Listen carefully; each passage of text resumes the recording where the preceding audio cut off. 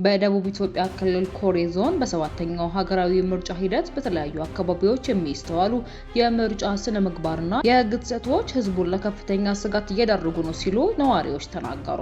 ዝርዝር መረጃውን እናካፍላችኋለን። በኢትዮጵያና በደቡብ አፍሪካ ባለስልጣናት ዲፕሎማሲያዊ ጥረቶች ቢደረግም በደቡብ አፍሪካ የሚገኙ ኢትዮጵያውያን አሁንም በስጋት ላይ መሆናቸውን ገለጹ። ይህንኑ መረጃ ይዘነዋል፣ እናካፍላችኋለን። ከህወሓትና ከሱዳን ጋር የተፈጠረው አዲስ ውጥረት የፈጠረው ስጋት የቮይስ ኦፍ ኢትዮጵያን ቤተሰቦች ሰብስክራይብ ማድረጋችሁ እያስታወስናችሁ በዝርዝር ወደምንመለከታቸው ጉዳዮች እናልፋለን።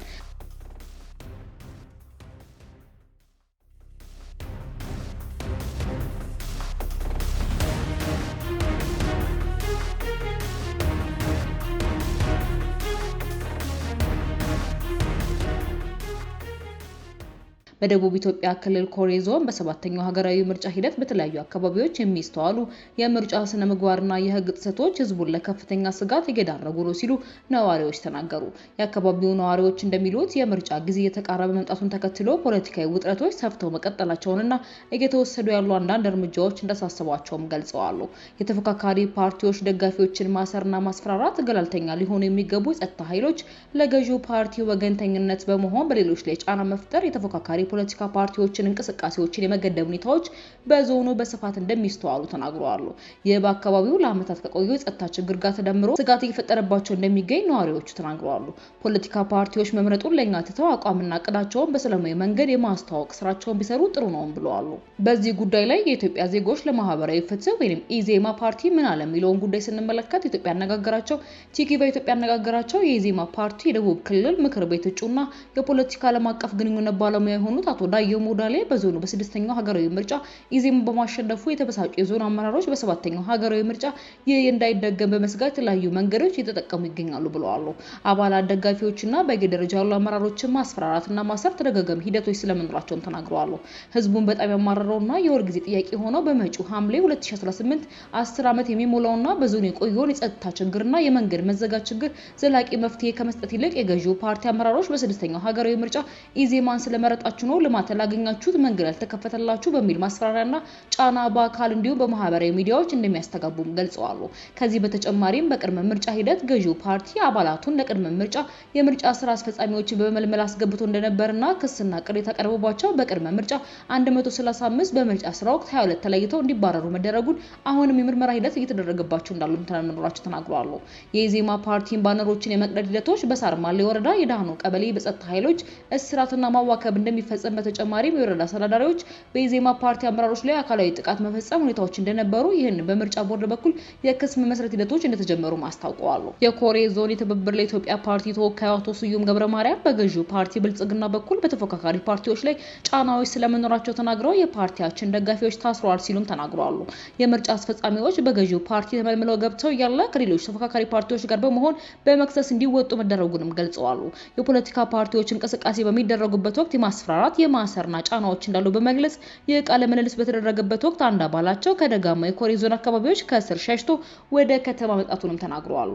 የብልጽግና ፓርቲ የኮሬ ዞን መንግስት ዋና ተጠሪ አቶ ሳሙኤል ሳዲሁን በበኩሉ በዞኑ 4 ተፎካካሪ ፖለቲካ ፓርቲዎች መኖራቸውን በመግለጽ ብልጽግና ፓርቲ ምርጫው ሰላማዊና ዲሞክራሲ ሆኖ እንዲጠናቀቅ በትኩረት እየሰራ መሆኑንም ገልጸዋል። ለአብነት በአካባቢው ለረጅም ጊዜ የቆየ በኦነግ ሸኔ የሚፈጸም የጸጥታ ችግር መኖሩን የገለጹት አቶ ሳሙኤል የጸጥታ ችግር በሌሎች ሀገራችን አካባቢዎች ያለ ቢሆንም በዞኑ የኢዜማ ፓርቲ በኩል አካባቢውን ሰላም የሌለው ቀጠና አድርጎ በተለያዩ ሚዲያዎች የመግለጽ ሐሰተኛ የማህበራዊ ሚዲያ ገጾችን ተጠቅሞ ገዢውን ፓርቲ መወንጀልና ህዝብን ለሁከት ማነሳሳት በተለያዩ የወንጀል ድርጊቶች ተሳትፈው የሚታሰሩ ግለሰቦችን አባላትና ደጋፊዎቻቸው ታሰሩ ማለት አዝማሚያዎች መኖራቸውን እንዲሁም ገዢውን ፓርቲ መወንጀል ሂደቶች እንጂ በሌሎች ፓርቲዎች በኩል ግን ይህ ክስ የለም ብለዋል። አቶ ሳሙኤል የገዢው ፓርቲ አመራር የሆኑ የወረዳ አስተዳዳሪ የኢዜማን አመራር ላይ ድብደባ ስለመፈጸሙ ከተነሳው ጥያቄ ጋር በተያያዘ ቀጥተኛ ምላሽ ከመስጠት ይልቅ እነሱ የማይከሰሱት ነገር የለም ምርጫ ቦርድን ጭምር ከሰዋሉ የሚል ቀጥተኛ ያልሆነ ምላሽም አልፈውበታል። በሌላ መረጃችን በኢትዮጵያና በደቡብ አፍሪካ ባለስልጣናት ዲፕሎማሲያዊ ጥረቶች ቢደረጉ በደቡብ አፍሪካ የሚገኙ ኢትዮጵያውያን አሁን በስጋት ላይ መሆናቸውን ገልጸዋል። የኢትዮጵያ የውጭ ጉዳይ ሚኒስትር ዴኤታ አምባሳደር ብርሃኑ ጸጋዬ በኢትዮጵያ ከደቡብ አፍሪካ አምባሳደር ኖንሶ ባሎሲ ጋር በደቡብ አፍሪካ የሚኖሩ ኢትዮጵያውያን ደህንነት ላይ ተወያይተው ሁለቱም ወገኖች ለዜጎች ደህንነት ያላቸውን ቁርጠኝነት ቢያረጋግጡም በኢትዮጵያና በደቡብ አፍሪካ ባለስልጣናት ዲፕሎማሲያዊ ጥረቶች ቢደረጉም በደቡብ አፍሪካ የሚገኙ ኢትዮጵያውያን አሁን በስጋት ላይ መሆናቸውን እየገለጹ ይገኛሉ። በደቡብ አፍሪካ የኢትዮጵያ ማህበረሰብ ጥበቃ ምክትል ፕሬዝዳንት አቶ ዮሐንስ ሀቢብ እንደተናገሩት ስደተኞችን የመቃወም ዘመቻና ማስፈራራት በተለያዩ አካባቢዎች አሁንም እየቀጠለ እንደሚገኝም ተናግረዋል። የውጭ ዜጎችን የማግለል ወይንም ዜኖፎቢያ እንቅስቃሴዎች ቀጥለዋል። ኢትዮጵያውያን አሁንም በስጋት ላይ ናቸው ሲሉ አቶ ዮሐንስም ተናግረዋል። የቮይስ ኦፍ ኢትዮጵያን ቤተሰቦች ሰብስክራይብ ማድረጋችሁን እያስታወስናችሁ ወደ መጨረሻ ዘገባችን እናልፋለን። ህወሓትና ከሱዳን ጋር የተፈጠረው አዲስ ውጥረት የፈጠረው ስጋት በመላ ኢትዮጵያ 85ኛው የጀግኖች አርበኞች ድል ታስቦ በዋለበት ዕለት ማክሰኞ ሚያዝያ 27 በመቀሌና በካርቱም የተሰሙ ዜናዎች ዳግም ኢትዮጵያን ወደ ጦርነት ሲከቱ የሚል ስጋት ሲያጨሩ ነበር የተዋለው።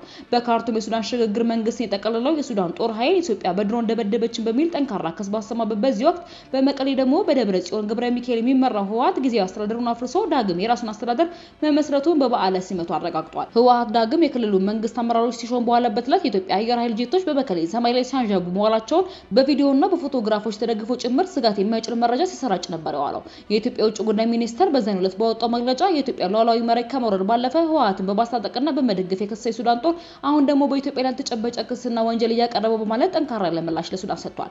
ሁለቱ በመቀሌና በካርቱም የተሰሙ ዜናዎች ከዚያ ወዲህም ቢሆን ዓለም አቀፍ ትኩረት ያገኙ ጉዳዮች ሲሆኑ በቀጠናው ተጨማሪ ቀውስ እንዲፈጠር የሚጋብዙ ሊሆኑ እንደሚችሉ በየአቅጣጫው ስጋት እየጫሩ ይገኛሉ።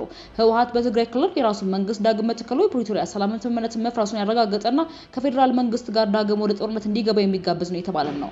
ይህ ደግሞ በሌሎች ክልሎች ያሉ ታጣቂዎችን ብቻ ሳይሆን ኤርትራን ጨምሮ ሌሎች የውጭ ኃይሎችን ስቦ የሚከት ቀጠናዊ ጦርነት ሊፈጥር እንደሚችልም እያሰጋ ይገኛል።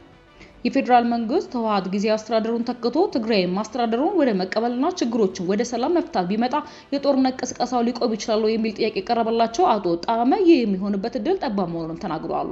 የቢደረግ እንኳን የህወሓት ጥያቄ አይቆምም፣ ነጻ ሀገር ነው የምንፈልገው ብለው ትግራይን ካልገነጠለ ሊሉ ይችላሉ። በጦርነት ወቅት ለደረሰው ኪሳራ ካሳ ካልከፈላችሁም ወደ ጦርነት እንገባለን ሊሉም ይችላሉ። እንዲያውም ይህ ሁሉ ትተው ተስማምተናል ቢሉ ራሱ ለእነሱ ኢንቨስት የሚያደርገው ሻዕቢያ ሻይላቸውም ሻዕቢያ ህወሓትን ፋኖና ሌሎችን የሚያስታጥቀው ኢትዮጵያ እንዳትረጋጋና ደካማ ሆና እንድትቀጥል ለማድረግ ነው። ሻዕቢያ ለራሱ ህልውና ሲልም ጭምር ኢትዮጵያ ቦታ እየቀየረ የማድማት ፖሊሲውን የሚያደናቅፍበት ነገር ስለማይፈልግ ወደ ሰላም እንዲመጡ ፈጽሞ አይፈልግም በማለት በዚህ ጉዳይ የሚታያቸውን ምልከታ አስቀምጠዋል።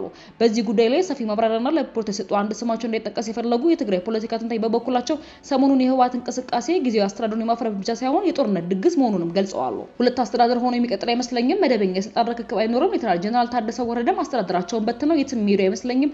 ህወሓቶች ከፈለጉ ሰብረው በጉልበት የያዙት እንጂ ህገወጥ በሆነ መንገድ ስልጣኑን አለቅም የሚል አቋም ያላቸው ለዓለም አቀፉ ማህበረሰብም ቢሆን የህወሓት እርምጃ ወደ ጦርነት የሚወስድ መሆኑን ገልጸዋል። ዓለም አቀፉ ማህበረሰብ በተለይም ምዕራባውያኑ በመጀመሪያ ደረጃ ጥቅማቸውን የሚያዩት በዚህ ክልል አዲስ አይነት ቀውስ እንዲፈጠር በአሁኑ ጊዜ ፍላጎት ያላቸው አይመስሉም። የአሜሪካ ኤምባሲ ሰዎችም ቢሆኑ ወደ መቀሌ ሄደው ሌተናል ጀነራል ታደሰ ሲያነጋግሩ ይህንን የተናገሩት በትግራይ ክልል የተፈናቃዮች አጀንዳ፣ የወሰን ማስከበር አጀንዳ የመሳሰሉ ጉዳዮች ማንም ሄዶ ማንም ቢመጣ እንደ ክልሉ ህዝብ ብሔራዊ አጀንዳ የሚታዩ ጉዳዮች ናቸው። እነዚህ ከፕሪቶሪያ በኋላ እንዳልተፈጸሙ ምዕራባውያን ያውቃሉ። ሆኖም ከህወሓት ይልቅ ጊዜያዊ አስተዳደሩ ታግዙና ችሎ ነገሮች እንዲያልፍ ከማሳሰብ በዘለላ የሚያደርጉት ነገር አይኖርም። ጊዜያዊ አስተዳደሩ ዞሮ መንግስት ስለሆነ የተቻኮለ ውሳኔ እንዳይገባ ይመክራሉ። ፌደራል መንግስቱንም ቢሆን ወደ ተቻኮለ ነገር እንዳይገባ ከመጠየቅ ባለፈ ሌላ ነገር ያደርጋሉ ብዬ አልጠብቅም ብለዋል። የኢራንና የሆርሙዝ አጀንዳ ገና ሳይቋጭ ሌላ ጣጣ ለቀይ ባህር ቅርብ በሆነችው ኢትዮጵያ ላይ እንዳይፈጠርም አይፈልጉም። ነገሩ ሳይጋጋል ፌደራል መንግስቱን በመጫን በጀትና አንዳንድ ነገሮች እንዲለቅ በማድረግ ጉዳዩን አርግበው ማለፍ ነው የሚፈልጉ በማለት ዲፕሎማሲያዊ ጫና ግፊት ሊደረግ እንደሚችልም ግምታቸውን አስረድተዋል። ይህ ግን የሚሳካ አይመስለኝም የሚሉት አስተያየት ሰጪው ዓለም አቀፉ ማህበረሰብ ይልቅ ወደ ጦርነት እንዲገባ ከሻዕቢያ እየመጣ ያለው ግፊት የበለጠ ጠንካራ እንደሆነ በመጥቀስ ከዓለም አቀፉ ማህበረሰብ ከቁጥጥር ውጪ በሆነ ሁኔታ ጦርነቱ ሊፈነዳ እንደሚችልም ስጋታቸውን ጠቁመዋል። የቮይስ ኦፍ ኢትዮጵያን ቤተሰቦች ለዛሬ ያዝንላቸው ወቅታዊ መረጃዎች እነዚህ ይመስሉ ነበረ። በሌሎች ወቅታዊና አዳዲስ መረጃዎች ዳግም እስክንገናኝ በደህና ቆዩ።